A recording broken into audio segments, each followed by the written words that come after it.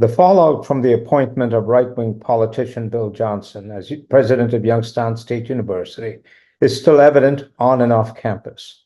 YSU donors, including some major ones, continue to express their displeasure with the trustees' selection of Johnson, a former Mahoning Valley Republican congressman and Donald Trump minion, by withholding their financial support. Faculty and students haven't changed their minds about Johnson's lack of credentials to lead the four-year institution of higher learning.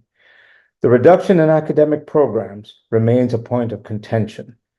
The reputation of the trustees has been damaged permanently, and now the decision to do away with the long-standing tradition of one large, comprehensive graduation ceremony this spring and instead hold college-by-college graduations suggests the decision makers on campus don't want to risk President Johnson and the trustees being publicly jeered by graduates and others attending the campus-wide ceremony.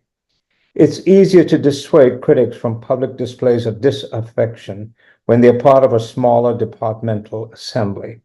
I'm Bertram de Souza, veteran journalist who spent 40 years at the now closed Youngstown Vindicator. I retired as the editorial page editor and Sunday columnist. Am I being too cynical about the reason for the change in the traditional graduation ceremony? I'll ask today's guest, who is an unwavering supporter of Youngstown State University. Scott Schulick, a financial advisor, graduated from YSU. He served on the board of trustees of the university and is now a member of the YSU Foundation. Hey, hi, Scott. Nice to see you. Hi, Bertram. How are you today? We've talked a long time about doing this, but with all of everything that went on at YSU, we never really had a chance to. So I appreciate the fact that you've given me some time to do this. And we'll be talking about some of the changes that are taking place at YSU. But let me start with this question. You were actively involved in composing a letter signed by former YSU trustees who criticized the current board for the secrecy surrounding Bill Johnson's appointment as president. What prompted you to play such a leading role in this? Well, I think it was conversations, Bertram, among trustees, former trustees, that is, casually, about that general concern. And I think it boiled down to, well, it's great to have these conversations among ourselves, but what are we willing to do about it? And I think collectively the group decided that we ought to make a statement. And then it came down to a few people, taking the thoughts of that group and putting them into words on paper. And, because we did feel it was very important to say something.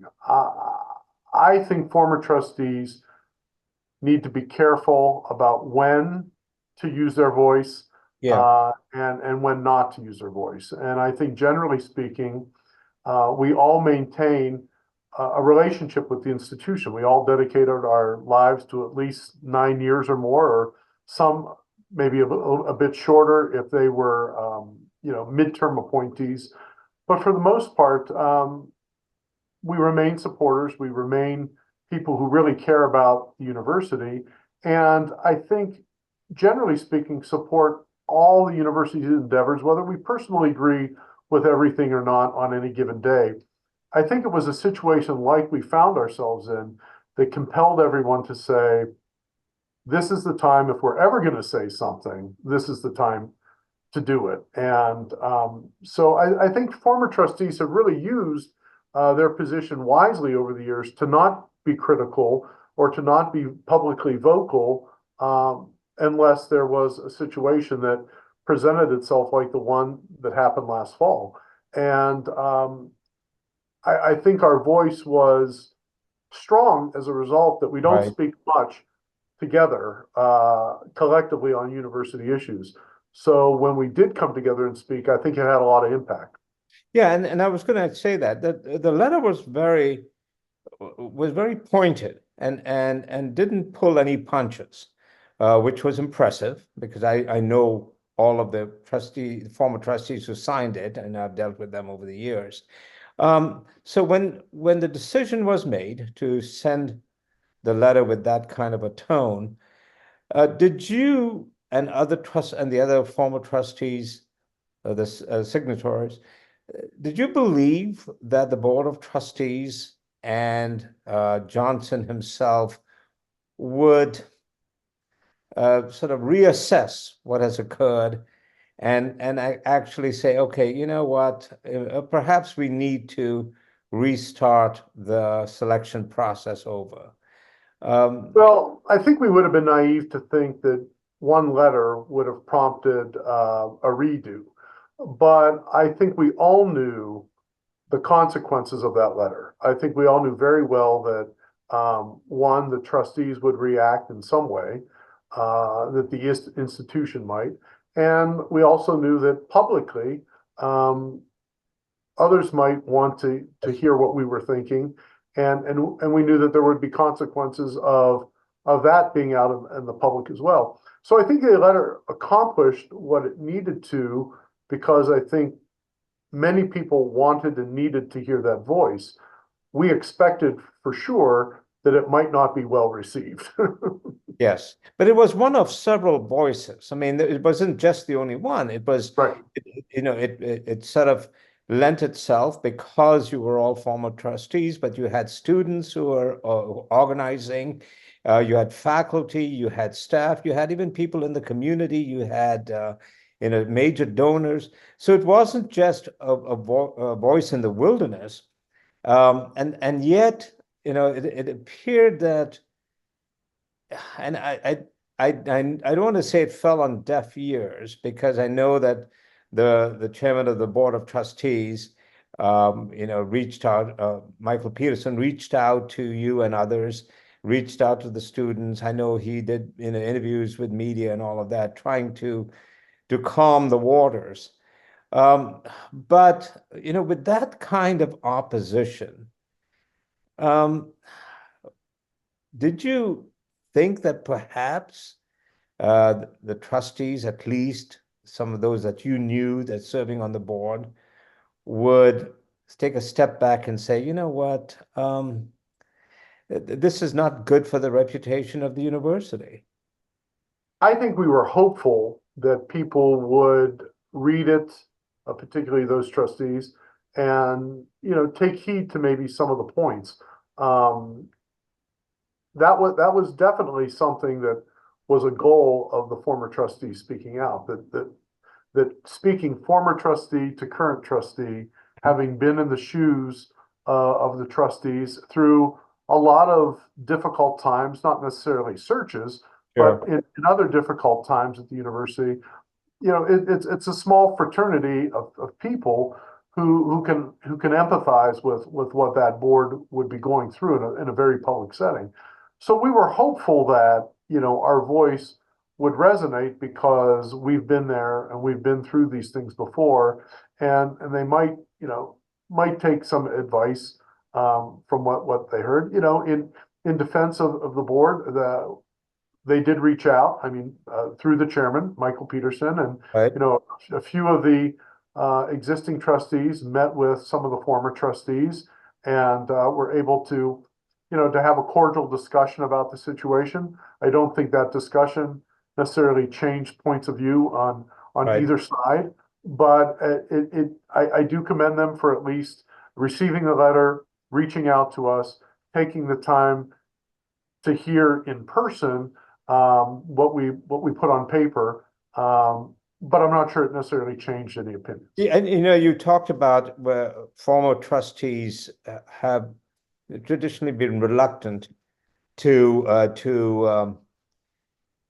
to comment on what's going on with the current board and all of that. And that's even true with former presidents. I Right. mean, 40 years that I've covered, the Mahoning Valley, I was not aware. I was surprised when you hear that when David Sweet and Les Cochran and Cindy Anderson all came out in opposition to what had been done.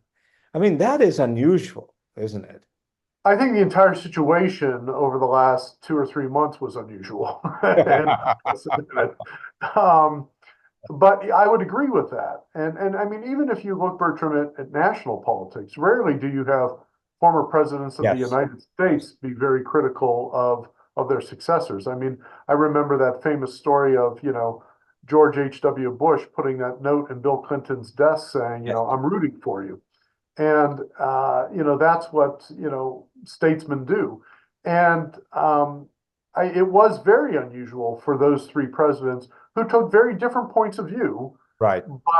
but responded in I think, very, very appropriate and valid ways to get their points across as to why they thought the process was flawed or the decision was flawed or whatever the case might be. So yes, I think it was very unusual to have three past presidents and, a dozen or more former trustees kind of joined forces, locked in arms, Yes. Yeah. and not necessarily organized together, but, from these different angles, everybody kind of was feeling the same thing and issuing these statements over the period of those several weeks. And this the idea that, as you said, that this whole situation was unusual. You have long been involved with YSU, both as a student and then as a trustee, and then now as a member of the YSU Foundation. What is it about YSU that has so attracted you to, or sort of prompted you to be so involved? Well, Bertram, it's one of the things I've said before publicly over my years as a trustee and as a member of the community in one way or another. I firmly believe that Youngstown State University is the most critical institution in the Mahoning Valley. We've lost the mills, we've lost Lordstown, we've lost in many ways leadership in other not-for-profits, even some of the hospital management is out of this area. We know what's happened to the media. Youngstown State University remains an economic engine for this region.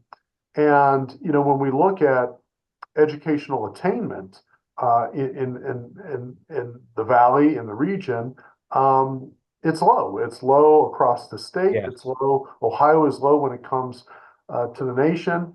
And if people are going to work themselves out of poverty, if people are going to have a better life, first generation college students, it's through education, whether that be, a certificate, a 2-year program, a 4-year degree, a master's degree, a professional degree.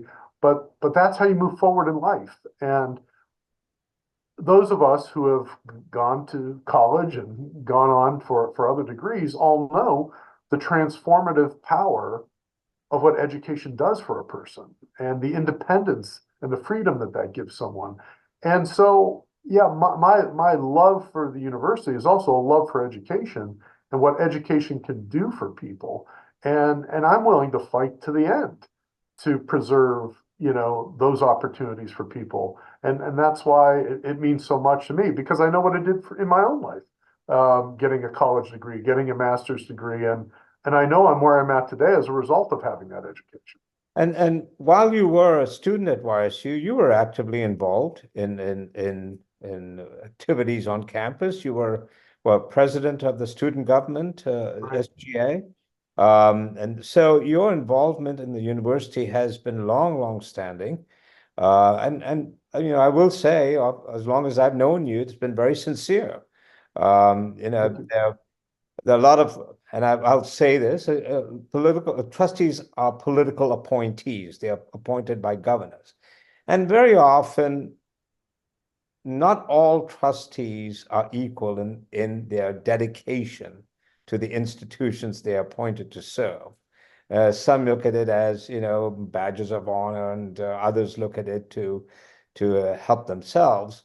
You have been an exception in that, you can actually mark a trail of your involvement in YSU going all the way Thank back. you. I hope it's a positive trail, Bertram. It is, absolutely it is. And so, but that's why, and leading to this question, are you concerned that with what has transpired over the presidential selection has done damage to YSU as a result of not only the trustees and the secrecy surrounding their appointment, but the appointment of Johnson himself. Yes, I think it has, and I hope it's, the optimist in me wants to believe that whatever damage has been caused is both temporary and reversible. The pessimist in me worries that it's permanent and irreversible, and I think in some ways only time will tell. And Bill Johnson is the president. I respect the fact that Bill Johnson is the president, and I want him to succeed, because if he succeeds, the university succeeds, and in turn, the community succeeds. However, the result of the way the process was conducted, and then the unusual nature of a sitting politician, Right. resigning to take a position like this, has presented very interesting challenges because of partisan viewpoints on both sides, and some may applaud that, others denounce it, but whatever it is, it has caused controversy, and in all of that, there are donors, as we know, particularly who have walked away, and while there may be donors that in time will see the results of what the next couple of years may bring and come back, I do believe that there are donors who are permanently gone. I was working with the foundation recently, and was informed of a gift, an estate gift that I had helped to facilitate a few years back, and the individuals indicated to the foundation that they had removed their designation of YSU. Right. And to not only that they had removed that, but to not revisit that with them even after this current president is gone. So to me, that's permanent damage, because it's, Yes. for whatever reason, they've shifted their priority, but they said, what, even when the president is gone, we're not coming back. And that's the permanent kind of damage that gets done by this. Whether those folks really have a strong position relative to Bill Johnson or not, they have made a statement about Youngstown State through their pocketbook, Sure. and they're not alone. And those are the things that have surprised me, Bertram. Donors walking away. It surprised me that in some ways no one has seemed to care about that. That was going to be my next question. That hasn't prompted pause, Right. or looking at, has the right thing been done? And I said that in my own personal commentary later on. Is what we thought was in the best interest of YSU a few weeks ago still in the best interest now, knowing the results of those actions and the reverberations they've had throughout the community, particularly in the donor community. And there remains a disgruntled donor base, and that's not good, whether it's a university or not. That's not good for any organization that relies on philanthropic support. And I have made it clear throughout this process that Bill Johnson, who I first met when he first decided to run for politics, to run for Congress, is not qualified to be university president. You were involved as a member of the Board of Trustees in previous searches and hirings. Had you been on the current board, would you have voted for Johnson to be president? Probably not, Bertram, because at the end of the day, when you go back and you've recounted my history and my involvement with the university, I'm a purist in that regard. I mean, I believe in the fact that an educator, by experience, is probably the best positioned to lead an educational institution, especially one of the magnitude of a university. It's no different than if you're the principal of a grade school, you probably should have your principal's certificate Sure. or your master's degree or whatever the case might be. They just don't hire anybody to be an elementary school principal or a high school principal. And that may sound like, we're really watering this down because the university presidency is much different than being a principal. But that being said, someone said to me who was in the medical field about, well, maybe it'll all work out. And I said, well, does that mean the next time I go see my doctor that I really don't need an MD to take care of me? Yes. There might be a really good person who has some insights about healthcare that could, tell me how to take care of myself. Yes. And that person said, well, I hadn't thought about that. There's a reason why people who argue cases in court have a law degree. There's a reason why people who practice medicine have an MD. And there's an argument to be made that professional educators are the people who should be leading educational institutions. And so that's where I come from. I'm just a believer in that pure academic hierarchy that, you kind of go from faculty member to dean, from dean to provost, from provost to president. That's the path.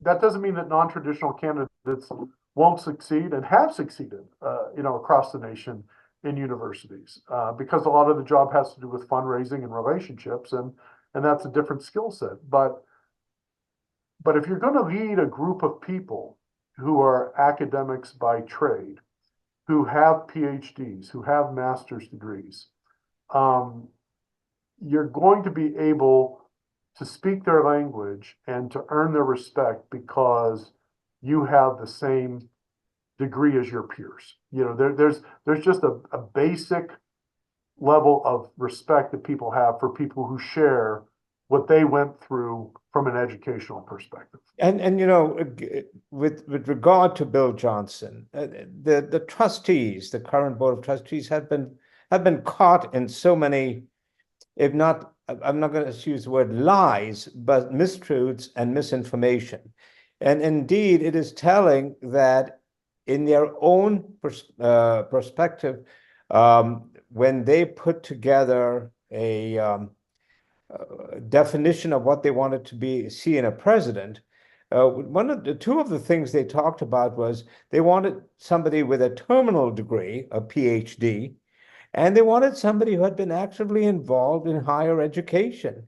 Johnson met neither of these, requirements, and yet they tried to argue that he was qualified, and they demanded that individuals involved in the screening of the finalists sign NDAs, which I find totally objectionable.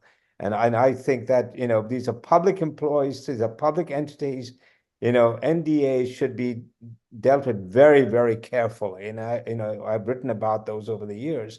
But what I'm told is that of the three finalists, one of the three was a provost. And the other one was was some higher up in some it's at some university. So it wasn't as though Johnson was among political equals and they chose the best of the politicians. Right. He's the least qualified according to their own standards.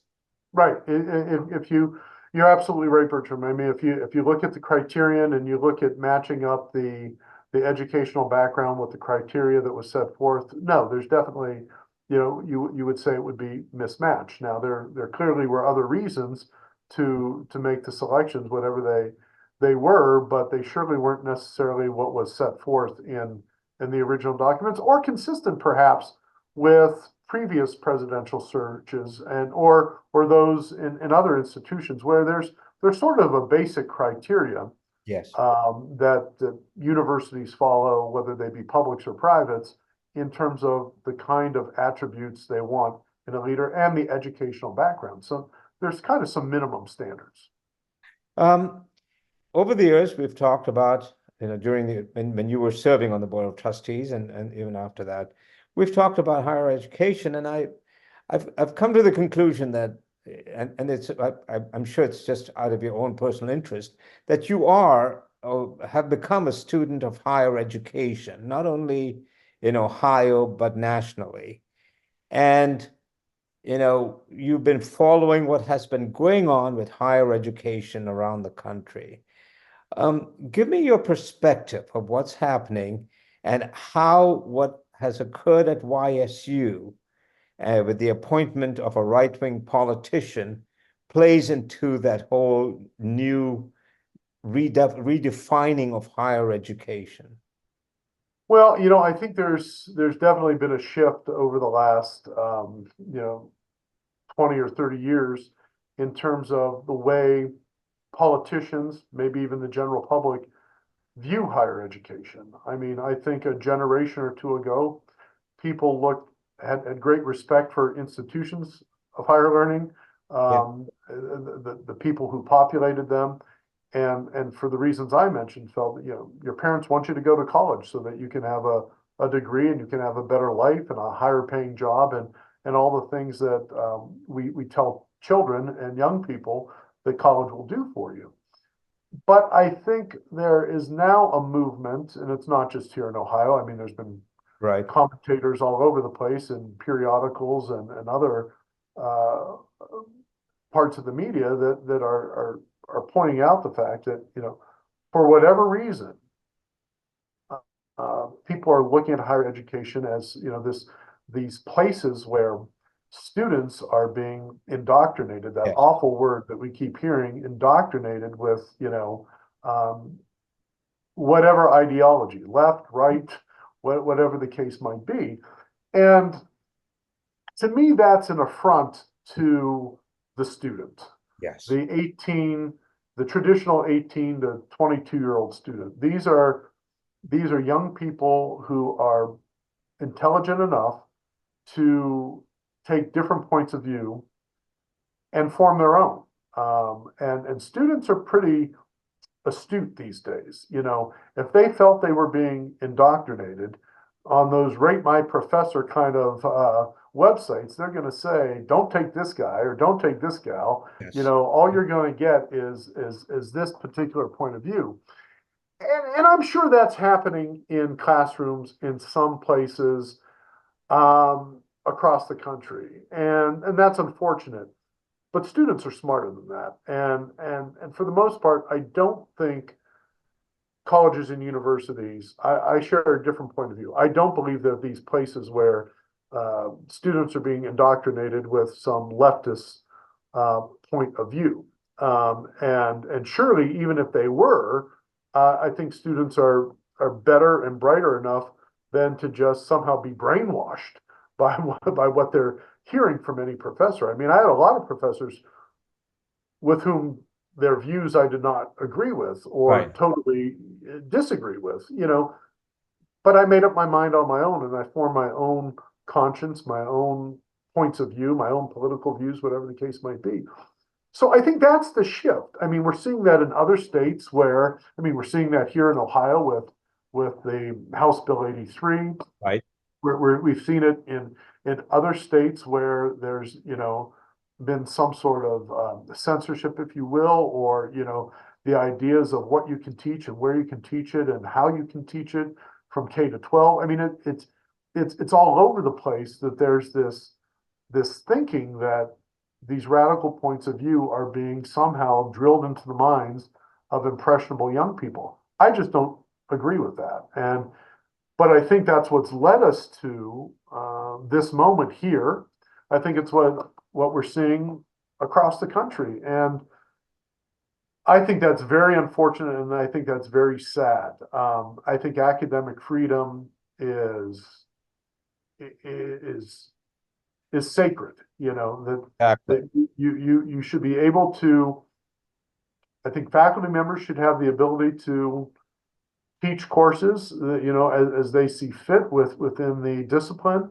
I think students should have the ability to offer different perspectives and points of view and argue them and take sides and protest and fight the good fight, whatever the case might be, because that's a learning experience. And colleges and universities are laboratories of learning experiences. And to take that away or to put guardrails around it, will have drastic ramifications for the intellect of the general public in generations to come, in my opinion. And you're absolutely right.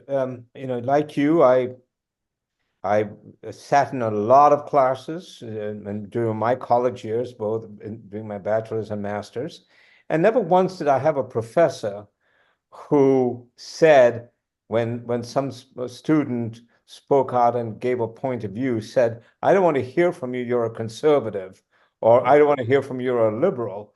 I mean, if there's going to be freedom of expression and an exchange of ideas, the university is the place that occurs. It doesn't happen in bars anymore. It doesn't happen in restaurants, and it really doesn't happen at Thanksgiving dinners because, people who have different political viewpoints, they always warn you, don't talk about politics or religion at Thanksgiving because it's going to end up, the university is the place where these exchange of ideas occurs.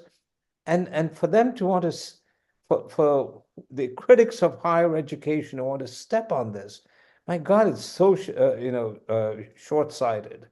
It really is, and I believe it'll lead to bad things in the future. In a very simplistic way to put it, it will lead to bad things. Right. During your tenure on the board of trustees, there was this idea of shared governance.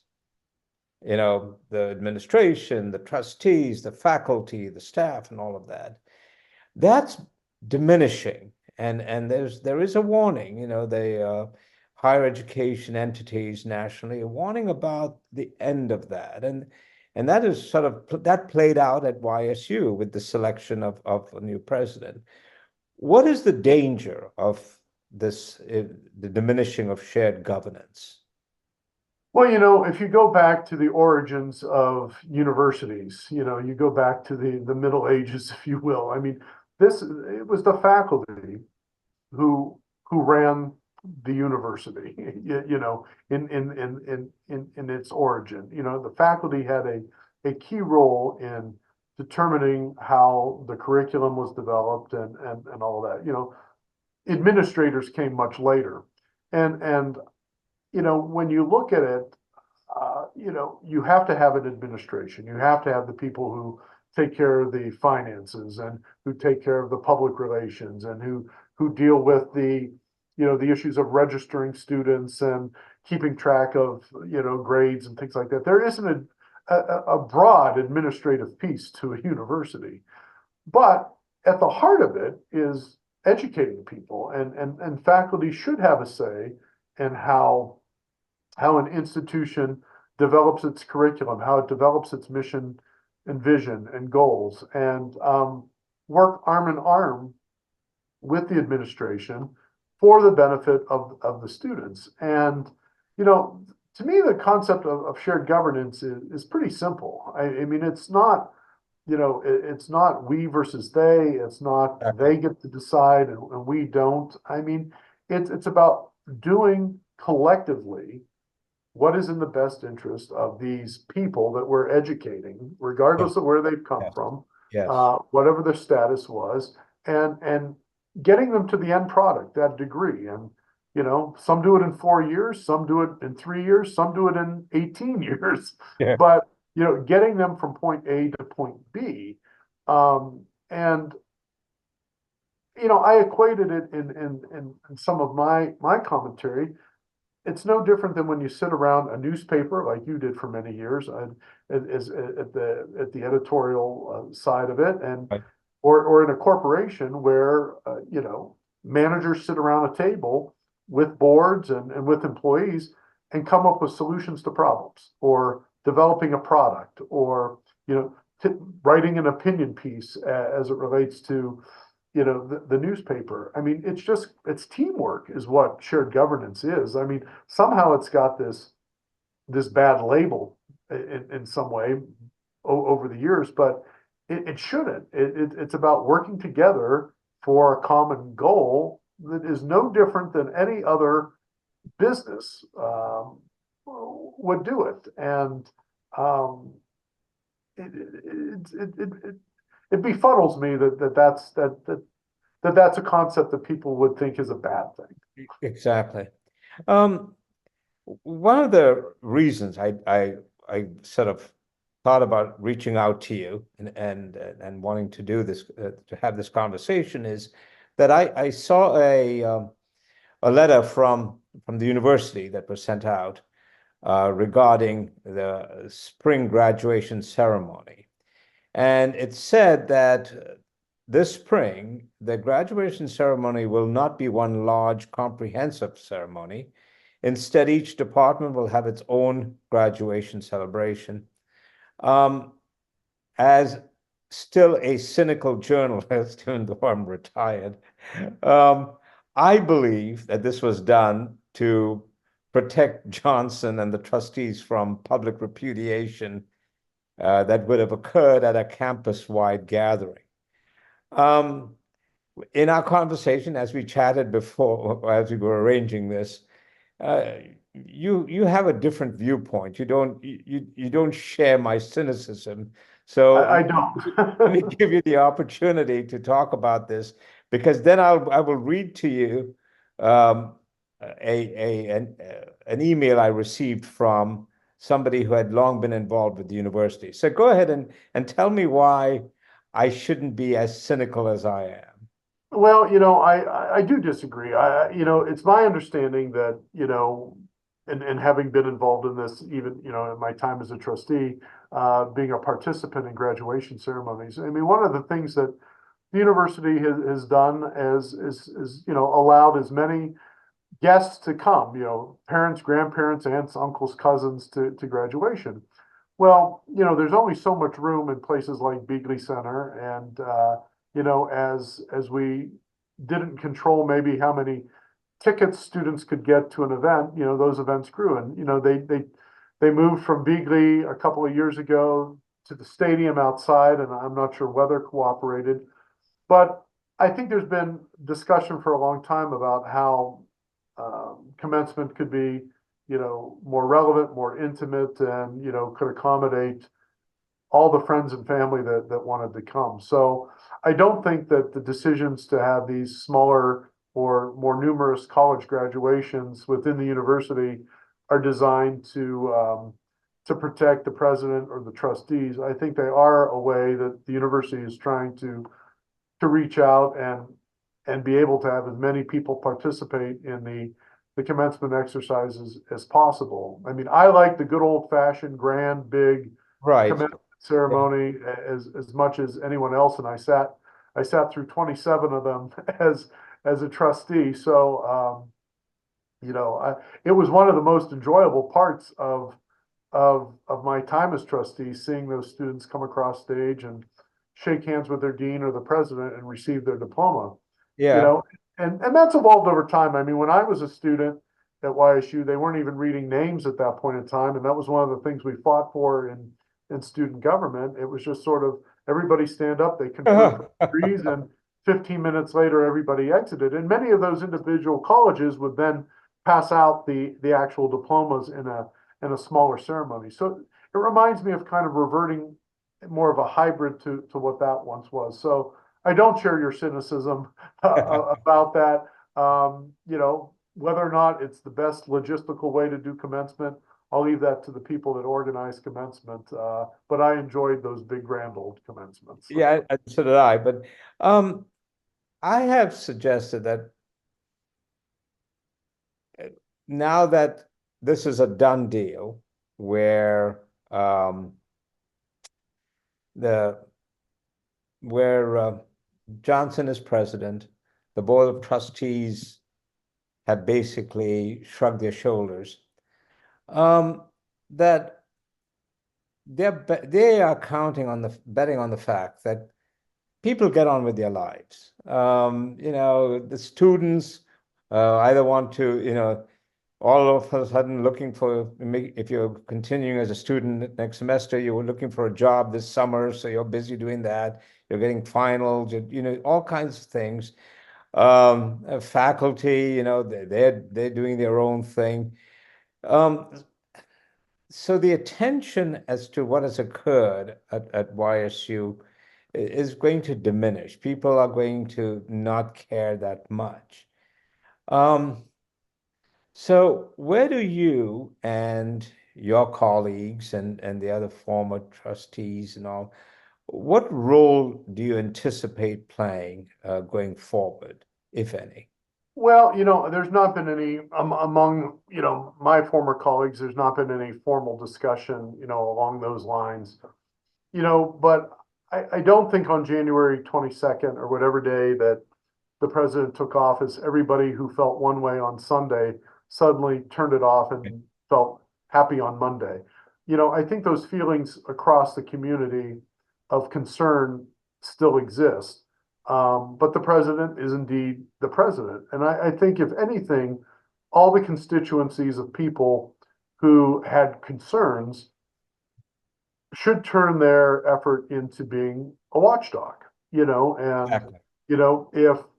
if what we're being told is accurate, then everything should work out swimmingly over the next couple of years. But that's where I think these young alums, the students, the retired faculty, the retired staff members, the former trustees, the foundation, whomever, all these various constituencies that spoke out, they need to watch and observe. And if the board, upholds, its standards and actions, and the president, acts accordingly, and we go on to do great things at Youngstown State, then little by little that concern will wane. But if we saw what happened between November and January, Yes. the news cycle never ended. I mean, the process and the selection of the president was then followed up by the departure of the interim president, and the shifting in responsibilities of the provost, and the announcement of program cuts. And Right. maybe those things were all in the works. But over that 2-month period, day after day, there was more news coming out, and none of it was good, and none of it fit together. And so the community continued to be inflamed because there were new developments in the story Right. every day, Right. and none of those developments supported what was happening. It only made matters worse. It was throwing gasoline on the fire, salt Sure. into the, whatever the case might be. So I think there are a lot of people who are now skeptical, who are saying, well, why did they do what they did when they did it? And Exactly. even if it weren't tied to the presidential decision, and much of it may not have been, the timing of some of these announcements was just, a PR disaster, in my opinion. And I think that, we, the community, have to, watch and see what kind of institution do we want to have. And, I recognize we can't be everything to everybody. We don't have the money to be everything to everybody at Youngstown State. We have competition. There's a lot of things going on across the state in terms of curriculum. We're all facing these declining enrollments, and Right. all the things that every public and private university across the nation is facing. However, there are some things that you just have to do to be fundamental to being a university. And there are programs that will always not be the cash cows, and they're not going to be but they're things you must have. And not Right. every student is a STEM student or wants. I'm not a STEM student. I don't want to be a STEM student. I was a business person, Right. and we have to continue to provide those outlets for the students in the arts, and the students in Sure. business, students in other areas of the university, because not everybody is going off to be a scientist or an engineer or something in the STEM field. Or even somebody who wants to be a scientist or an engineer benefits from having music Of appreciation, course, or having art appreciation, or those kinds of courses that you would never think of as part of your mindset of doing what you want to do as in a degree. And so, yeah, that's what a university provides, right? right. Let me read to you the email I received in regard to the graduation change. It's and I'm not going to identify the individual, but it's a retired professor. Quote, "It was never done by individual colleges in the 30+ years I was there. When enrollment was higher, I think we might have had a separate ceremony for graduate and undergraduate, or maybe we had 3 colleges in the morning and 3 in the afternoon. I have a vague memory of discussing that, but honestly don't remember if it actually happened. Would the president, provost, trustees, honorary degree recipients, etc., attend each ceremony? Yikes. And if they didn't, wouldn't the students and parents be unhappy? I don't see how it would save money. I'm sorry to see a tradition go away." So there are traditionalists who still believe, and like you said, a grand big ceremony campus-wise has something to it. It's something exciting about that. Well, it's what we're all about at the end of the Yes. day. Yes. You know, it's like when those cars rolled off the production line at General Motors. You know, Right. when those students cross the stage, that it's, you know, they're crossing that line and they're out into the world, and it's the product of all the time, effort, the blood, sweat, and tears of administrators, faculty members, trust, all the time and effort put into getting that student through, and why we do what we do. It's exciting, and it should be a grand celebration, and it should be a visible public sign, so that that little kid out there in Struthers or Boardman or wherever he or she might be says, yeah, I want to do that someday, and I want to go to college, and I want to get that degree. And that's what it is. It's a witness to what higher education is all about. Well, Scott, I really do appreciate you joining me. I want to say that over the years I've known you, I have been singularly impressed by your willingness to be open, to talk, to discuss. You never hid, you know, even when the issues weren't exactly issues you wanted to talk about, you were available. And most of all, you know, your belief in transparency in a public institution. And if this podcast does anything, I hope it delivers a message to the current Board of Trustees and the current administration that there's no reason for secrecy, because that only leads to suspicion and it leads to more things, and that you know, be open. I mean, you know, and that, and sort of, and I'm hoping they, you know, somebody reaches out to you and says, "Hey, Scott, give us some advice on how to be open." Well, you know, Bertram, at the end of the day, it all comes out in the wash one way or another. And, you know, you can only hide things for so long before the truth comes out in any realm. And you know, YSU is too important, and to this community and this region and this economy, for anything to be done in the dark. We all should rally behind the university. We all should rally behind what it stands for. I'm not giving up my support. I love the place with my heart and soul, and I believe in higher education. But I am sad.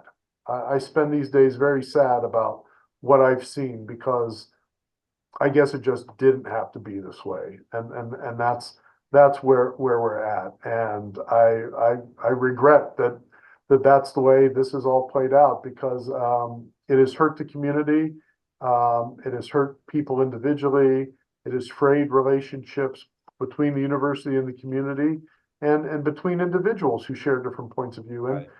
And that's not where we're better than that. We're better than that.